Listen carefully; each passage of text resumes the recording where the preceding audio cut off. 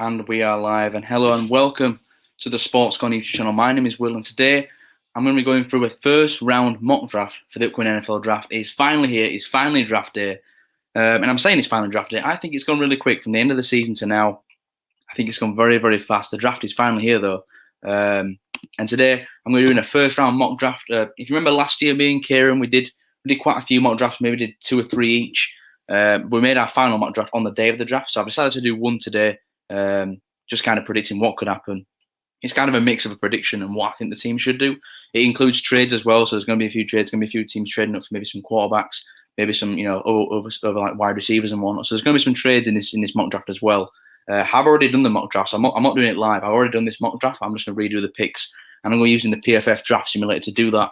And we'll be streaming the draft as well later tonight, about 10 to 1 in the morning. So it's going to be a late one, but if you're into NFL, if you do like the NFL draft, make sure to join us because I'll be going for each pick, breaking it down, analysing, using the ESPN website and whatnot. So without further ado, we'll get into the mock draft. As I mentioned, with the first overall pick, it is the Jacksonville Jaguars. And, I know Rowan's a Jags fan. As soon as the Jacksonville Jaguars got the first overall pick, he was absolutely, I think he was pretty chuffed with it because Trevor Lawrence has been a player that, ever since he committed to Clemson, people were saying he's going to be the first overall pick. And I mean, it's pretty obvious. I've got Trevor Lawrence going to the Jacksonville Jaguars, #1 overall. I mean, in his first season with Clemson, he won the national championship. He got to the final in his second year, eventually lost to LSU. And Joe Burrow, though, was playing out of his mind that season. And then this past season, still had over 25 passing touchdowns, only 3 interceptions, I think it was, over 3,000 yards. Trevor Lawrence, it's pretty much, you could put 500 quid on Trevor Lawrence being the #1 overall pick. It's going to happen. The Jacksonville Jaguars will have him as their new starting quarterback. As tonight, so I'm sure a lot of Jaguars fans are going to be happy when they see Trevor Lawrence as their new starting quarterback going into next season. That's the easiest pick of the entire draft right there. Trevor Lawrence goes #1 to the Jags. #2 is also pretty easy. Zach Wilson, the QB out of BYU, he kind of rose at draft boards going into the draft process. Many people didn't think he would be the second overall pick to the New York Jets, but I mean it's pretty similar to Trevor Lawrence. The Jets have kind of carved his name in stone to be the second overall pick, and it's understandable why. If you look at his film, he's one of those players that he's mobile, but he's also got a rocket for an arm. His accuracy is unbelievable. So Zach Wilson, he's going to be the pick for the New York Jets. He's going to be the new starting quarterback, Robert Saleh, and he's going to have some weapons such as Corey Davis, Jamison Crowder, Mekhi Becton. Obviously, he's going to have a good left tackle. So he's coming into a pretty good situation as the Jets look to rebuild and push on after some terrible, terrible seasons. So Zach Wilson, he goes to the Jets #2 overall. Lawrence and Wilson, they're pretty much set in stone. They're probably going to happen. However, in my opinion, the draft really starts here. Pick 3 with the 49ers. Now, they traded up for, obviously, it was about a month ago now, maybe a few weeks ago. They traded up to #3 with the Miami Dolphins. And, they are in search for QB. It's obviously not going to trade up to #3 for an offensive lineman or a wide receiver. However, who that person is going to be, we still don't know. Apparently, it's down to Mac Jones and Trey Lance. But in the end, I think they're going to pick up Trey Lance, the quarterback from North Dakota State, Carson Wentz's former college. I just can't see the 49ers trading up to #3 to get Mac Jones. Mac Jones is a good quarterback, but when you look at what he's got around him, he's had some of the best wide receivers in college football. He's always going to have a good offensive line playing for Alabama. Nick Saban's his coach. He was kind of in a perfect situation. So I think Mac Jones, although he looked really good, I feel like he was in that perfect situation. I think the 49ers are going to go with Trey Lance because he's got the high ceiling. Didn't play last season. I think he played only 1 game. Only had like 191 passing yards, but the talent is there for Trey Lance. He's got the legs to move about in the pocket. He's mobile. He's also very similar to Wilson. He's got a pretty big arm, and he doesn't turn the ball over. He's very smart with the ball. And if you're the 49ers, you've got Jimmy Garoppolo. I think he's got 1 year left in his contract.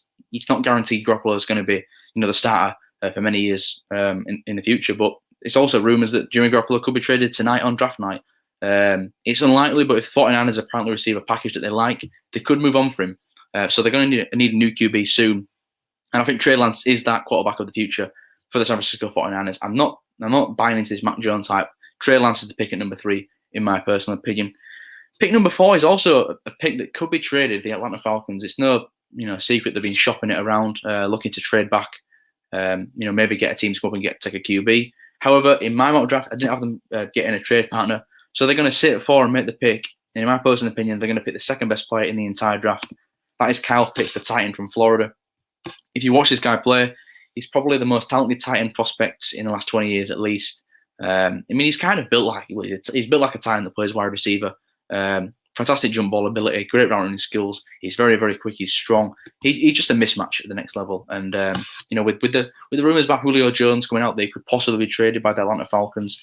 Although I can't really see that, I don't really know who would want to take on Julio Jones' contract. The Atlanta could do with another weapon anyway to surround Matt Ryan, because I think Matt Ryan's still got a few years left as a starting QB in the NFL. I don't think he's done just yet. You could say the Falcons might take a QB here, but in the end, I think with Kyle Pitts, the best available player on the board for them at pick 4, get another weapon, pair him with Calvin Ridley, and I think it's the right pick for Atlanta. You just don't overthink the pick, basically, if you're Atlanta Falcons. If you can't find a trade partner, take the best available. Now this pick 5 with the Cincinnati Bengals, this is also another pick that, it's one or the other, really. I think it's come down to Jamar Chase or Penei Sewell. I think they're going to go with Jamar Chase because he's got that great connection with Joe Burrow, and I think Joe Burrow is campaigning for them to pick him. If I was doing it, though, if I was running the Bengals show, if I was the GM, I would be taking Penei Sewell. Look, it's very hard for the Bengals at pick 5 here to mess it up. They're going to get a good player no matter what. However, we saw in the Super Bowl, for example, Patrick Mahomes is regarded as the best quarterback in the NFL, had all the weapons. He had Tyreek Hill, Travis Kelce, but the offensive line was a turnstile. They couldn't block for him. And he saw that even Patrick Mahomes, he looked pretty ordinary against the Buccaneers defense because he just didn't have the protection. So, with the Bengals, you've got Joe Burrow, your franchise quarterback, coming off a season-ending injury, tearing his ACL. You need to protect him. You need to get that stalwart left tackle that's going to be there with Joe Burrow for the next 10 years at least. Penei Sewell is that man. I think he only gave up 1 sack in his 2 years, Oregon. He is a generational talent, and the Bengals, in my opinion, that's the player they should be picking is Penei Sewell. Show up the offensive line. You can get a wide receiver later in the draft. There's definitely a lot of talent when it comes to receivers, as is offensive linemen, but I just don't think you can find a Penei Sewell in the second round. So the pick there, in my opinion, should be Penei Sewell to the Bengals.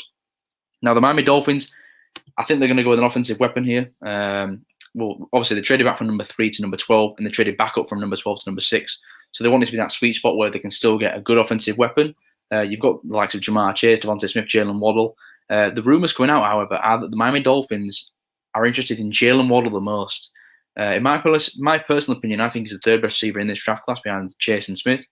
But I'm going to go with Jalen Waddle here. I think the Dolphins, who end up picking Jalen Waddle if he's on the board, like I said, the rumours coming out are that they like him over Jamar Chase and they like him over Devontae Smith. And it's very easy to, because Jalen Waddle is an electric player, super, super quick. I've seen a lot of people comparing him to Henry Ruggs out of last year. I think he's better than Ruggs. And I think the Alabama wide receivers in this draft class are better than last season's, definitely. But Jalen Waddle, I think he would be the pick for the Dolphins at 6. Would it be the right pick in my opinion? No. But if that's their guy and that's who they want to take, that's fair enough. Obviously, they're pairing with Tua Tagovailoa, his former teammate. You've still got Devontae Parker. You've just signed Will Fuller. So you're giving Tua some more weapons on the outside. I think it's definitely going to be a wide receiver at pick 6 for the Dolphins. Who that is, though, we've got to wait to find out. But in my mock draft, I'm going to go with Jalen Waddle. I think he will be the pick for the Dolphins. Pick 7, the Detroit Lions. I mean, the Lions could really go anywhere. They need help all over the field. They got Jared Goff in that trade with Matthew Stafford. So they've got a new QB at the helmet. They could go receiver. They could go any defensive position. In the end, though, I've got them taking Jamar Chase, best available player on the board, in my opinion, the best wide receiver in this draft. And the Lions, they lost Kenny Golladay. They lost Marvin Jones. They need some more receiving weapons for Jared Goff. You've got to give him someone to throw to. And I think Jamar Chase, if you watch what he did 2 years ago with Joe Burrow, had over 1,700 yards, 20 touchdowns, which I believe is a college football SEC record. He was phenomenal with Joe Burrow. And I think at the next level, he's probably the most pro-ready wide receiver out of all the wide receivers in this draft class. You can slot him in as your number 1 wide receiver.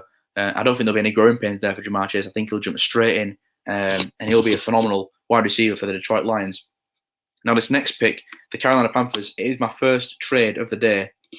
And I've got them trading with the New England Patriots. Now, when I first said the rumours the Patriots were looking to trade up for a quarterback, I thought it was complete fake because the Patriots never trade up, no matter what. If anything, they trade back in the draft. But this time I've got them trading up. The Panthers and Patriots will swap pick 8 and 15. And then in return, the Patriots will also give the Panthers a round 1 pick next year and a third rounder this year, compensatory pick. So the Panthers receive a third rounder, pick 15, and a round 1 next year. And the Patriots jump up to pick 8. I'll just force this trade through. So yeah, I think the Patriots are going to trade up into the top 10. And I think the guy that they're targeting is a player that everyone's sleeping on right now, in my opinion, and that's Justin Fields. In my opinion, he's the second best quarterback in this entire draft. You look at what he's done at Ohio State since he's been there. Super talented player. He's got the mobility. He's got the build. He's a big, strong quarterback that's, he's a big leader in the pocket. I think that was the question, with Baker Mayfield, Tua Tagovailoa. They're not the tallest guys. This guy, Justin Fields, has a big pocket presence, and he's got a great arm as well. So the Patriots, in my opinion, will trade up. And if Justin Fields slides to pick 8, I think that he's going to be the pick, without a doubt. The Patriots will look to trade up. And pick 9, I've also got another trade, back-to-back trades. The Denver Broncos are going to move back, and I've got them moving back with the Washington football team, who did sign Ryan Fitzpatrick this offseason. They've got Taylor Heineke, but the quarterback position is the main weakness of their team. The defense is outstanding, but at the end of the day, if you don't have a quarterback, you're not going to win games in the NFL. It's simple. So I've got them trading with the Denver Broncos. They obviously swap picks. The Broncos will go down to 19. The football team will move up to pick 9. And I've got the football team giving up a round 1 pick next year, a round 3 pick this year, and a round 4 pick next year. So in return, the Broncos get a big haul, but the Washington football team, they are jumping into the top 10. They're moving up 10 spots. So you've got to pay a big price, especially for a quarterback. If you're training for a quarterback, there's always this thing called a quarterback tax. If a team knows you want that quarterback, they're going to try and request as much as they can off you. So the Washington football team, they give up pick 19, pick 74, a round 1 next year, and a round 4 next year for pick 9 from the Denver Broncos. So I think this trade definitely could happen. I think the Washington football team are looking to trade up, and I think the Broncos, after acquiring Teddy Bridgewater yesterday, they definitely could trade down. So I'm going to force a trade through. And with this pick, I think you might already know it's going to be 9th overall. The Washington football team get their quarterback of the future. They get Mac Jones. And this is fair for Mac Jones. In my opinion, he's the 5th best QB in this draft. That's why I have him going behind the likes of Lawrence Wilson, Trey Lance, Justin Fields. I think Mac Jones, if he's the 5th QB taken, I think that's fair. I wouldn't take him before Fields. I wouldn't take him before Trey Lance. And we obviously know that Wilson and Lawrence are not going to be available. So the Redskins jump up to pick 9. They get Mac Jones, the quarterback of the future. And now pick 10, my Dallas Cowboys have the pick of the bunch, really, with the defensive players. You've still got Micah Parsons on the board, Rashawn Slater still on the board, Christian Barmore, the defensive lineman from Alabama. However, I think the pick is going to be a corner, and it's going to be between J.C. Horn and Patrick Surtain. And these two players are very, very close. It's going to be a flip of a coin, really. I think the Cowboys take out of those two. If they're both on the board, that is because, Surtain could go earlier, Horn could go early. We don't know that. But if they're both on the board, I think the Cowboys will take Patrick Surtain, the cornerback out of Alabama. Again, he's a 3-year starter at Alabama, I believe. Just so refined. His technique is pretty flawless, really. He mirrors receivers really well. He's played in the best conference in college football, which is the SEC. And I believe he also won SEC Defensive Player of the Year. So the Cowboys are a massive need at cornerback after losing Chidobe Awuzie. They've got Trevon Diggs, which I think is, he's definitely a rising star. And you pair him with his old college teammate, Patrick Surtain. That is very, very exciting. So I think the pick at 10, Patrick Surtain for the Dallas Cowboys, makes all the sense in the world. As we move on to pick 11 now with the New York Giants. And again, with the New York Giants, they could go a few places here. They could go linebacker if they want. They could go offensive line with Rashawn Slater, who, he kind of slipped to my mock draft. I'm not going to lie. But at pick 11, I have the New York Giants getting Daniel Jones, another weapon, and they get Devontae Smith, the Heisman Trophy winner from Alabama. I think this would be a great pick at pick 11. In my opinion, he's the second best wide receiver in this draft class behind Jamar Chase. You've signed Kenny Golladay, but you need another weapon to surround Daniel Jones. And Daniel Jones is going into his 3rd season now. You want to see what you've got in him. You want to see if he's the quarterback of the future. And the best way to do that is surround him with weapons. So Devontae Smith, I think if he falls to pick 11, it's between him and Rashawn Slater with the Giants will pick. I think they'll pick up Devontae Smith, the Heisman Trophy winner. Again, an elite level player. There's questions about his size, but I don't buy that. If you look at the tape on the field, Devontae Smith he's cooking dudes. He really, really is. Cornerbacks struggled to mark him. Every single cornerback in college football, Devontae Smith made fun of, really. Pick 12 with the Philadelphia Eagles. It's 4 picks of NFC East teams because I had the Washington football team trading up. So these 4 picks in a row have all been from the NFC East. And with pick 12 from the Philadelphia Eagles, if he's still on the board, I think they're going to pick up J.C. Horn. Yes, wide receiver is a massive need for the Philadelphia Eagles, as we know that. Jalen Hurts is the QB right now. Do we know he's the future? I don't think they do. So QB is not off the table for the Eagles either. However, with all 5 of the QBs being off the table, I don't think they're going to target those. With the 3 top wide receivers being off the board, I don't think they're going to reach for Rashad Bateman. So I think they're going to go with J.C. Horn. They've got Darius Slayer as a number 1 cornerback. He's a lockdown corner. But J.C. Horn is one of those players where he's so tenacious. J.C. Horn could go in the top 10. I would not be surprised one bit if J.C. Horn went in the top 10. If he falls to pick 12, I think he's the Eagles pick.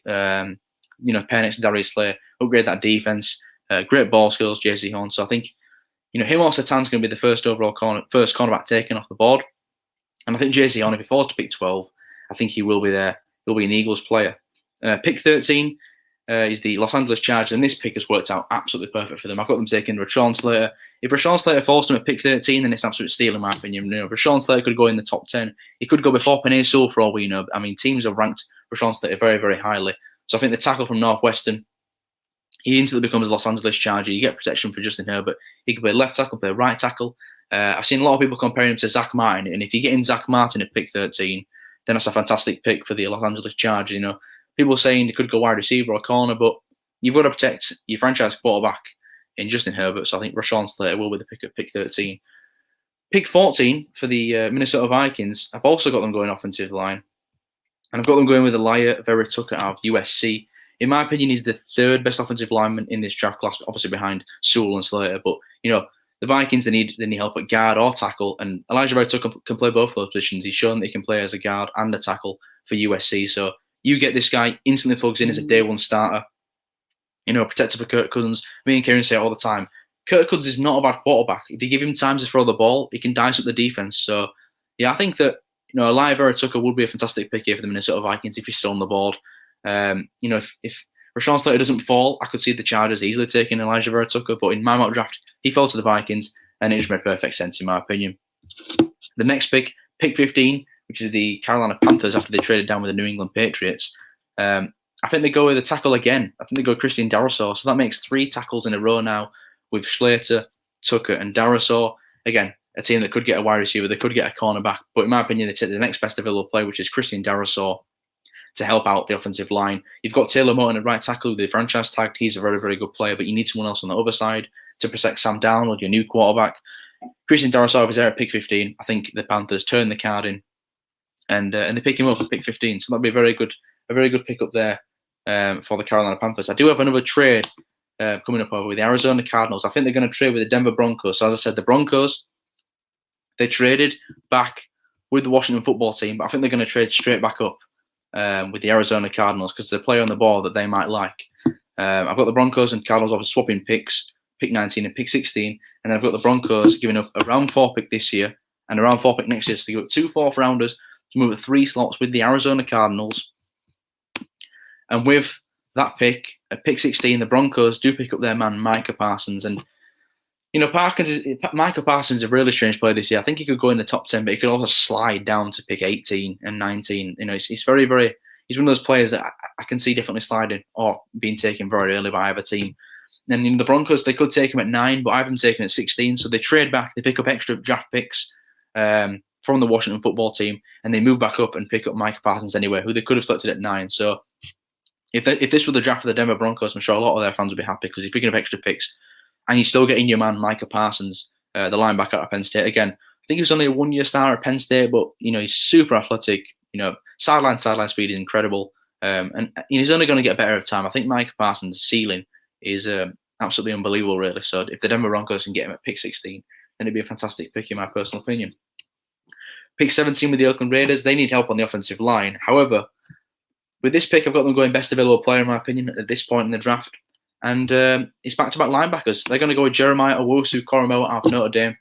And this guy's one of my favourite prospects in the entire draft. You watch him play, super athletic guy at the linebacker position, very hard hitter. He can move up into the box, but he can also pretty much drop back and play in coverage as a safety. So he's listed as a linebacker, but he's also built like a safety. That's how the versatility that Jeremiah Owusu-Koramoah brings. And I think it would be very, very good for the Raiders to pick him up because they need help at the secondary. They need help at linebacker. Corey Littleton wasn't the player they thought he would be when they signed him last offseason from the Rams. So they need someone else in there to pair with Nick Witkowski.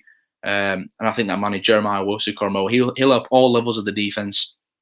Yes, offensive line is a big need for them, but I don't think they want to reach at this point. They're going to take the best available player in Jeremiah Owusu-Koramoah. Now, pick 18 with the Miami Dolphins. Their second first-round pick, again, another pick from the Laramie Tunsil trade, which it seems like they're going to have never-ending picks at this rate in the first round from that Tunsil trade. But at pick 18, I've got them taking the hometown kid, that is Jillian Phillips, defensive end out of Miami. In my personal opinion, he's the best defensive end in this draft class. If you watch him play, he's one of those players that you can play inside, You can play him, on the outside as a defensive end, and he brings so much, value as a run stuffer and a pass rusher. I think he had about 8 sacks, around 15 tackle for losses. Jillian Phillips is a stud, and I think at pick 18, it would be a fantastic pick for the Miami Dolphins. They could go offensive line, they could go interior defensive line, but Jillian Phillips, in my opinion, will be the pick at 18 for the Dolphins. Pick 19, the Arizona Cardinals are on the clock after they moved down 3 slots. And although they moved down 3 slots, I've still got them taking a position of need, and that is Greg Newsome, the cornerback out of Northwestern. Now, in my opinion, it's tough because Caleb Farley, he probably is the 3rd best cornerback in the draft on pure talent. But with the back issues, I can't see him getting drafted in the 1st round. I really can't. I think he's too much of a risk for teams. So I think teams will end up passing on Caleb Farley. Hence why I've got Greg Newsome from Northwestern going as the 3rd cornerback in this draft to the Arizona Cardinals. They've got a big need there. Patrick Peterson ended up leaving in fringe to the Minnesota Vikings. So you get Greg Newsome in there. He can play as an outside corner. Again, very fundamentally sound. Not the best ball hawk, but again, he's very good at breaking up passes, very athletic corner. And it's a position of need. So if you can get Greg Newsome at pick 19, great pick up there by the Arizona Cardinals. Pick 20 is the Chicago Bears. And again, the Bears, they could literally go anywhere. They need a QB. They need some depth at wide receiver. However, I've got them going offensive line. And the player that I've got them taking is Tevin Jenkins of Oklahoma State. Another player that can play guard, he can play tackle. And he's just a big, nasty offensive lineman who's going to run over the linebackers. He's very good in the run game, very good pass protector. Probably want to start him as a right tackle on day 1, but I don't see why he couldn't be a left tackle in the future and replace Charles Leno. So I think Tevin Jenkins, pick 20, is the perfect spot for him. The Chicago Bears pick him up and protect Nick Foles as their new quarterback. Or Andy Dalton. It looks like Andy Dalton's going to be the starter, not Nick Foles. Pick 21 with the Indianapolis Colts. I've got them taking a pass rusher, and I've got them taking Quiddy Pay out of Michigan. Again, if you're looking for a player that he's not fully refined yet, in my opinion, Quiddy Pay has still got a lot of room to grow, as it is with many Michigan defensive end. We've seen it in the past with Rashawn Gary, Taco Charlton. They are very raw prospects, but I think Quiddy Pay, you put him opposite, you put him in on that defensive line with the likes of Forrest Buckner. I think he'll be a very, very good player for the Colts. Very, very sudden player. He's got good bend, very, very good athlete. And I think it'll be a very good pick for the Indianapolis Colts, pick 21. They're probably going to go with Jalen Phillips if he's there. But obviously, in my mock draft, I had Phillips going to the Miami Dolphins. So Quiddy Pay was the next best defensive end on the board. And that's why I had the Indianapolis Colts picking him up there to put on the defensive end position. And now I've got another trade. And this is a very interesting one because I've got the Tennessee Titans. I've got them trading with the Green Bay Packers. Now, the Packers, obviously, last year, they shocked everybody, went with Jordan Love. The quarterback out of where was he from now? I can't remember where Jordan Love was from as a quarterback. Never mind. But they picked him up in the 1st round, and many people were like, "Why didn't you get Aaron Rodgers an offensive weapon? You're not getting a backup quarterback's not going to help you win now." And many fans were frustrated with that. So in my mock draft, I've got the Green Bay Packers trading up with the Tennessee Titans, moving up 7 spots. They give up a 3rd round pick to do that, and they're going to target a wide receiver, and it's a wide receiver that, when I've been reading the reports, they're very, very interested in. I think you might know who it is. It is indeed Rashad Bateman, the wide receiver out of Minnesota. I think it's a fair value here. Pick 22, you get a player like Bateman, probably the 4th best receiver in this entire draft class. And like I said, from what I've heard, the Packers are infatuated with him. They've done a lot of research on him. So I think if the Packers moved up, got Rashad Bateman, put him opposite of Devontae Adams, it's another offensive weapon that Aaron Rodgers can work with. This is the best case scenario for the Packers. You're in win now mode. You've got Aaron Rodgers, but you don't know how long before you've got him. So you need to surround him with the weapons while you've got him. And Rashad Bateman, I think he's a very good pick at pick 22 for the Green Bay Packers. Pick 23 is the New York Jets, and I think that the good defense on this pick, it's either going to be a corner or an edge. I've got them taking an edge rusher, and the player I've got them taking is Azeez Ojulari, the defensive end out of Georgia. Again, another player that he could easily be the first defensive end off the board. He showed last year with Georgia that he definitely get good pressure on the quarterback. He's got another very, very good athlete, and I think he's the perfect fit in this Jets defense. They signed Carl Lawson, I believe, from the Bengals. They've still got Quinnen Williams in the middle, so you get another pass rusher on the edge there in Azeez Ojulari. All of a sudden, that New York Jets defensive line is looking very, very good as they look to push on and rebuild and have a better season than they did last year, where they won only 2 games, I believe. And now on the clock is the Pittsburgh Steelers, and The Steelers, again, they were mentioned earlier on in the draft process as a candidate, as a team that could trade up and get a quarterback. However, I've got them taking the first running back of this draft, and I've got them taking Najee Harris out of Alabama. Last season, the Steelers, they started out brilliantly. I think they started 10-0, I believe it was, and then they kind of tailed off towards the end of the season and lost in the first round of the playoffs.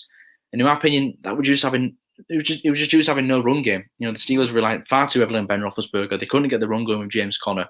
So I think if you get Najee Harris, he adds another dimension to your offense. Again, he's a running back that he's not afraid to run over linebackers. He can also catch the ball at the backfield. He'll just add a completely new dimension to this Steelers offense. And I think Najee Harris, pick 24, is fair value. There's been rumours of teams could trade up for him, jump ahead of the Steelers and the Jets and pick him up.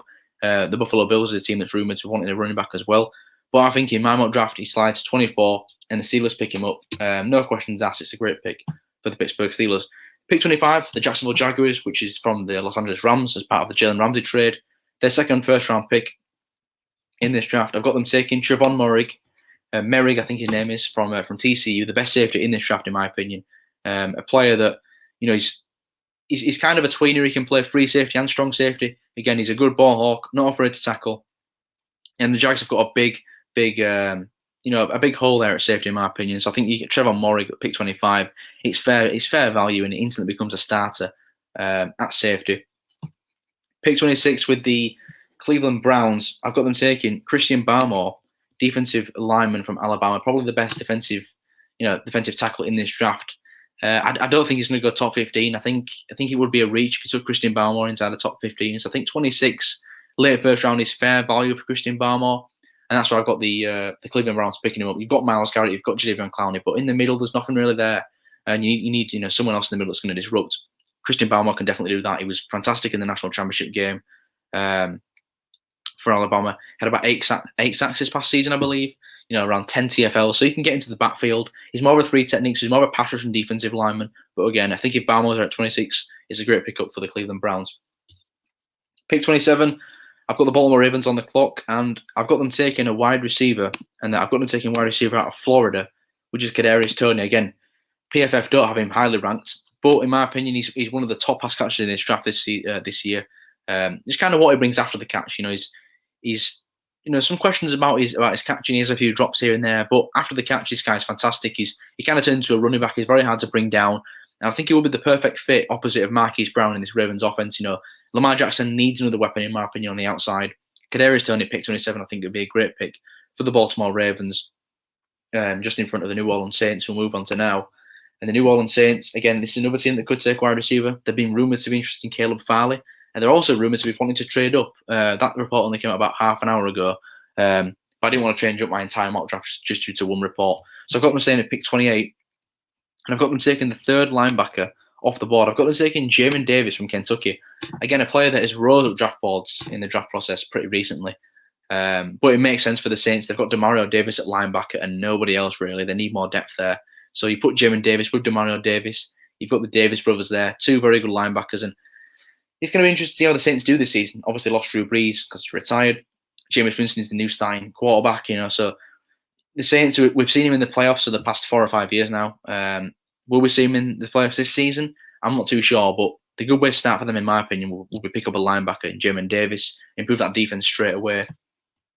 Pick 29, I've got also got the Tennessee Titans after they moved back with the Packers 7 spots, picked up an extra third round pick, and I've also got them taking a wide receiver like the Packers. I've got them taking Elijah Moore. Now, it's very easy that Elijah Moore could be the 4th or 5th wide receiver taken off his board. He's probably not going to be here at pick 29, but in my mock draft he fell, and he fell perfectly to the Tennessee Titans. He lost Corey Davis in free agency. Adam Humphrey is no longer on the roster. You've got AJ Brown there, but you need someone else to support Ryan Tannehill. So I think Elijah Moore will be the perfect pick, really, for the Tennessee Titans if he's there. Again, he's a smaller receiver, but he's very, very. I don't know how to describe him. He's very, very twitchy. Very, very fast. Change of direction is very, very good. And I think again, he would be a great pick for the Tennessee Titans, no doubt. Now, pick 30 with the Buffalo Bills. I mentioned they needed a running back, and that's what I've got them taking. I've got them taking Travis Etienne. Javonte Williams, in my opinion, is a very good running back, but Travis Etienne just edges him out for me. And I've got them going to the Buffalo Bills. Obviously, Zach Moss got injured for the Buffalo Bills in the playoffs last season. And like I said, they're being rumoured heavily, they've heavily been linked to a running back. And I think Travis Etienne is probably the second best running back in the draft class behind Najee Harris. There's rumours the Bulls might trade up and try and get Najee Harris ahead of the Steelers. But if they sit tight at 30, I think Travis Etienne will be there for them. And again, played with Trevor Lawrence these past few seasons. He's a very good pass catching running back. He's got the speed, he's got the elusiveness. I wouldn't say he's as powerful as Najee Harris, but he's still a very good running back. And I think in the first round, it's no surprise if Travis Etienne was to go that early. So the Buffalo Bills pick up another offensive weapon. And if you're the Buffalo Bills, this is it now. You've got to compete for a Super Bowl. The roster is absolutely stacked. The defense is ridiculous. You've got Josh Allen at QB, who's coming off an MVP caliber season. If the Bills are going to make a run, it's going to be now. So get another offensive weapon in Travis Etienne. Now, with the Baltimore Ravens, they've got 2 first-round picks, obviously. They traded away Orlando Brown to the Chiefs. So the Chiefs don't have a first-round pick this year. The Ravens have got 2 first-rounders. They could trade this one away. They could even use pick 27 and pick 31 and move up in the draft. But I've got them sitting here, and I've got them taking a defensive end. And the defensive end I've got them taking is Jason Oweh from Penn State. Again, Oweh didn't have a great season. I don't think he had a sack for Penn State, but this guy tested unbelievably at the combine. I think you could even say he's probably the best athlete at a combine at the defensive end position in a very long time. He ran a 4.36 40, and I know 40-yard dashes don't really mean anything for defensive ends because when we see defensive end running 40 yards down the field, you just won't. But Jason Oweh's got great get off. He's a fantastic athlete, and I think if you're the Ravens, you've lost Matt Jewell and you need someone else to rush the passer. I think Jason Oweh might take a while to develop into a good pass rusher, but at least you've got the intangibles there. You know that one day he will be a good pass rusher because his athleticism is so good that if you give him good coaching, I believe he will be a very good defensive end. In my opinion, he's probably more of a second-round talent, but with the way he tested at the combine, I would not be surprised one bit if he went in the first round. And I've got him going to the Baltimore Ravens. And then with the final pick of the first round, is Kieran's Tampa Bay Buccaneers. Obviously won the Super Bowl. They've brought everybody back in fridge. They've not lost one player. I believe it's the only time in the Super Bowl era that a team has won the Super Bowl and brought back every single starter on offense and defense, which is absolutely incredible. So if you're the Bucs here, you can take a flyer. You can take a player that doesn't need to play right away. And that's why I've got them taking Gregory Russo from Miami. Very, very early on in the draft process, Gregory Russo was a player that people were saying, that he could easily be a top 15 pick. But, as more teams scouted him, they realised he was a pretty raw prospect. He did have 15 sacks with Miami in 2019. I think he sat out this past season, didn't play. But if you're the Bucs, you've got Jason Pierre-Paul. You've just re-signed Shaq Barrett. You don't know how longer Pierre-Paul's going to be around. You can put Russo in there. He's got no pressure to start at all. You can allow him to develop. And maybe 1 or 2 years' time, Russo is ready.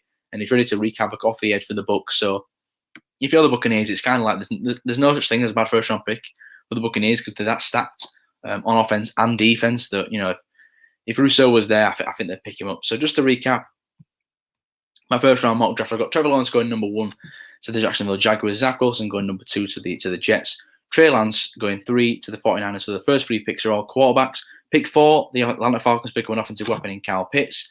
Pick 5, the Bengals, they get Penei Sewell, offensive lineman from Oregon, not from the Cincinnati Bengals, but I think he will be playing for the Cincinnati Bengals. Yeah, they need to protect Joe Burrow, so that's why I've got them taking Penei Sewell. Pick 6, I've got Jalen Waddle. Again, ignore the grades because PFF grade players differently to how I think how good I think these players are. So they're giving this an F. But again, it's just a prediction. I think the Dolphins definitely could go with Jalen Waddle, and that's why I've got them taking Jalen Waddle. Pick 7, Jamar Chase. The Lions pick up a new wide receiver and replace Kenny Golladay.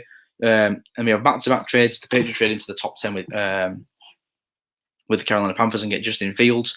And the Washington football team do the exact same. They trade with Denver Broncos and get Mac Jones. So both teams getting the quarterback of the future. The Dallas Cowboys, my team, they get Patrick Surtain, cornerback out of Alabama. I think it's going to be Surtain or Horn if they're both on the board. I've got them taking Surtain. I'd be happy with either because the Cowboys need help on the secondary badly because there's no one there apart from Trevon Diggs, really. Pick 11, I've got Devontae Smith going to the New York Giants, pairing him with Kenny Golladay. The Heisman Trophy winner goes to New York and helps out Daniel Jones as another offensive weapon. J.C. Horn, he goes to the Philadelphia Eagles at pick 12. Rashawn Slater falls to pick 13, right into the lap of Los Angeles Chargers, who take him to be possible right tackle or left tackle to block for their quarterback of the future, Justin Herbert. Pick 14, I've got the Minnesota Vikings taking Elijah Vera Tucker. He can play guard or tackle, and the Vikings need help on the offensive line, so that's why I've got them taking Elijah Vera Tucker. Pick 15, I've got Christian Darrisaw, the left tackle, going to the Carolina Panthers to be a protector for Sam Darnold.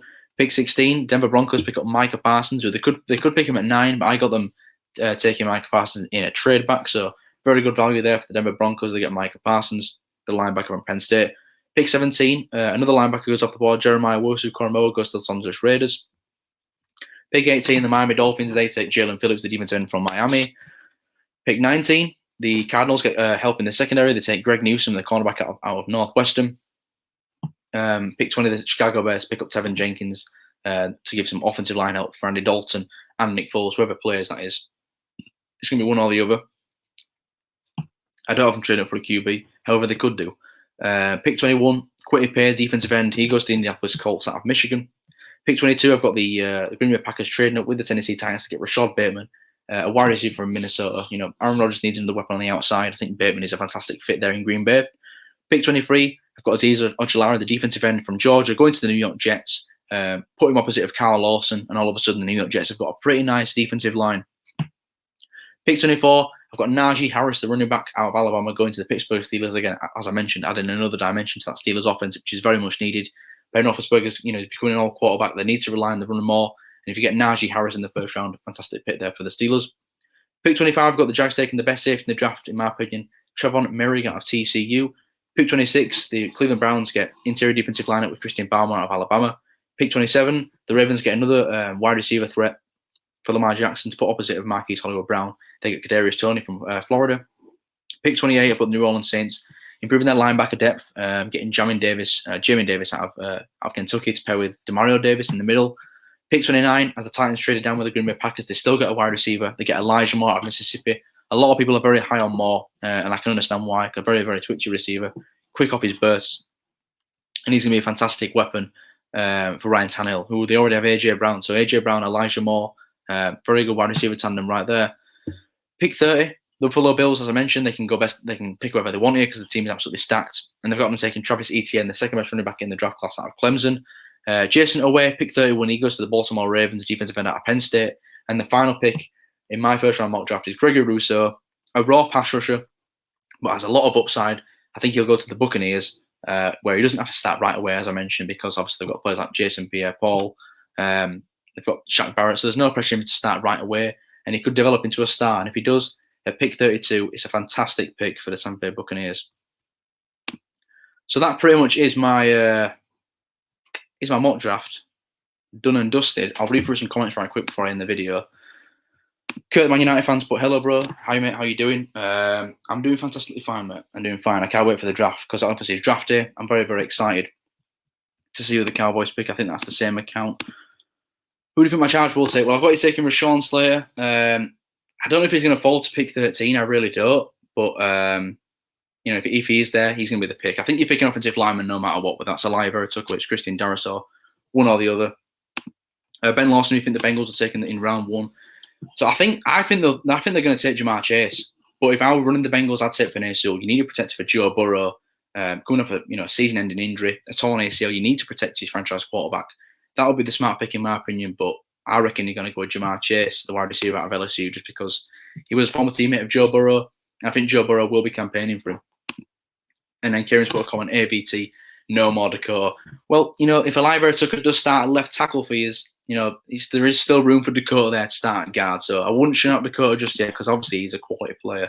As we all know, Dakota Dozier, the best guard in the NFL.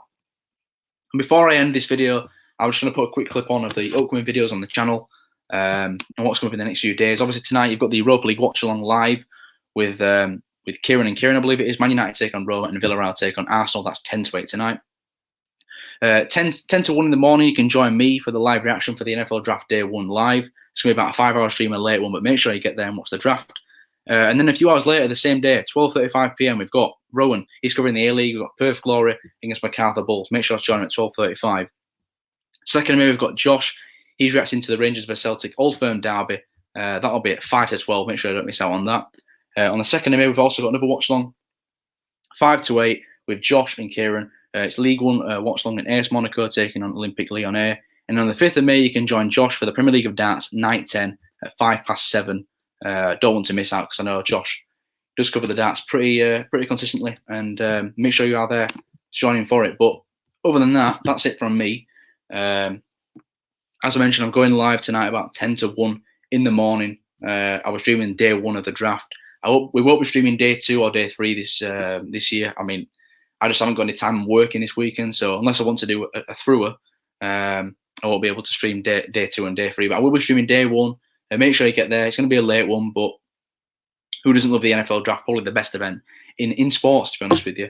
And I can't believe how quickly it's come around. But make sure you are there to join us for the first round reactions live at the NFL draft. Thanks for joining, and I'll see you later.